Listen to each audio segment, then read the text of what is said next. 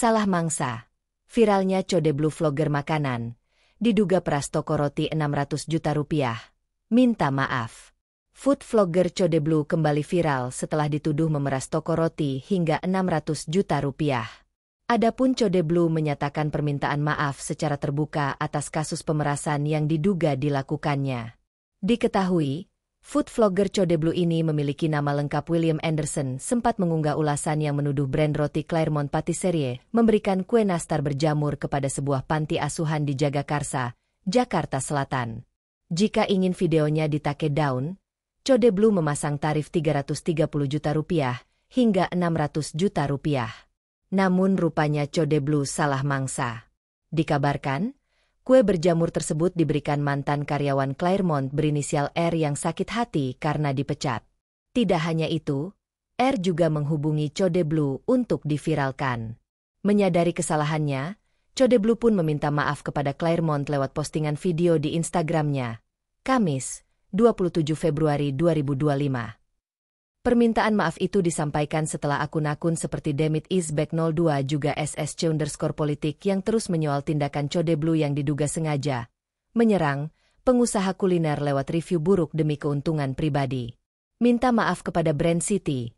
Saya telah menyebarkan berita palsu yang didapat dari sumber bermasalah hingga menimbulkan kerugian bagi pihak City dan masyarakat Indonesia, meresahkan banyak orang, ujar Code Blue. Dia berjanji tidak akan mengulangi tindakannya. Saya minta maaf dan tidak akan saya ulangi lagi hal serupa di masa yang akan datang, ungkapnya. Sementara itu, Code Blue masih mengunggah postingan tentang kue nastar berjamur itu di Instagramnya tertanggal 15 November 2024.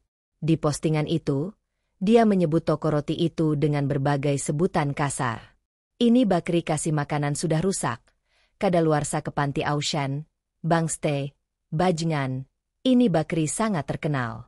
Ngirim makanan kue kering 3 kardus kadaluarsa ke panti asuhan. Kacau banget, ujarnya. Bayangin makanan rusak lu aja enggak mau makan. Apalagi anak yatim. Tapi ini kejadian sangat tidak manusiawi. Saya serahkan kepada rakyat netizen dalam mendalami, sambungnya. Dia mengaku mendapat info dari informan tertentu, yang belakangan diketahui sebagai mantan karyawan vendor yang selama ini kerja sama dengan toko itu. Code Blue mengatakan selain makanan rusak dan kadaluarsa, dapur toko itu kotor, tidak higienis karena banyak tikus. Tidak manusiawi, kalau gua jadi pemerintah ketahuan yang begini, bukan cuma gua tutup tapi gua kasih denda dan sanksi sosial, tulis pada caption postingannya. Disebutkan, banyak korban yang mengadu terganggu atas tindakan review makanan dan tempat usaha kuliner Code Blue. Sebelumnya dugaan tersebut pertama kali diungkap oleh akun Instagram @SSC_politik yang menerima aduan dari beberapa korban. Kronologinya tuh gini, ada sebuah akun di Instagram nama akunnya adalah @SSC_politik, ucap Yusril. Terbaru mereka speak up nih guys soal kasus ada seorang reviewer makan yang dituduh mencoba untuk melakukan pemerasan, sambungnya. Melalui kanal YouTube Yusril Kim pada 27 Februari 2025, Yusril Kim memaparkan kronologi kasus ini, di mana Code Blue diduga meminta uang sebesar 330 rupiah, 650 juta rupiah untuk menurunkan video review negatif tentang toko roti tersebut. Terus dia tawarkan takedown video, dengan syarat harus kerjasama dengan dia, dan harga kerjasamanya nggak tanggung-tanggung Rp 65330 juta, jelas Yusril. Akun Instagram @SSC_politik menyebutkan bahwa modus pemerasan tersebut dilakukan dengan kedok kerjasama melalui FND Konsultan. Yusril menjelaskan bahwa Code Blue menawarkan layanan kerjasama dengan tarif fantastis sebagai syarat untuk menurunkan video review negatif yang sebelumnya diunggah. Kasus ini telah dilaporkan ke Polres Metro Jakarta Selatan, namun proses hukum masih berlangsung.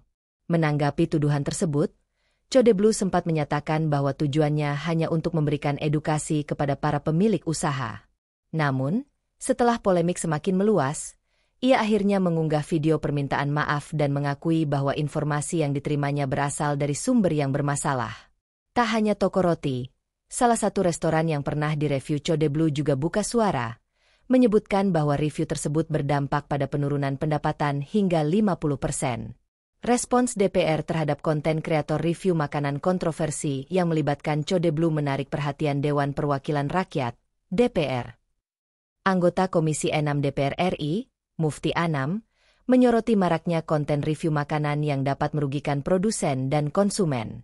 Anam menduga adanya kelengahan dari Kementerian Perdagangan dalam melindungi kedua belah pihak dan meminta tindakan tegas terhadap kreator konten yang meresahkan. Kontroversi ini menyoroti pentingnya verifikasi informasi sebelum disebarkan oleh kreator konten, serta perlunya regulasi yang jelas untuk melindungi produsen dan konsumen dari dampak negatif ulasan yang tidak akurat.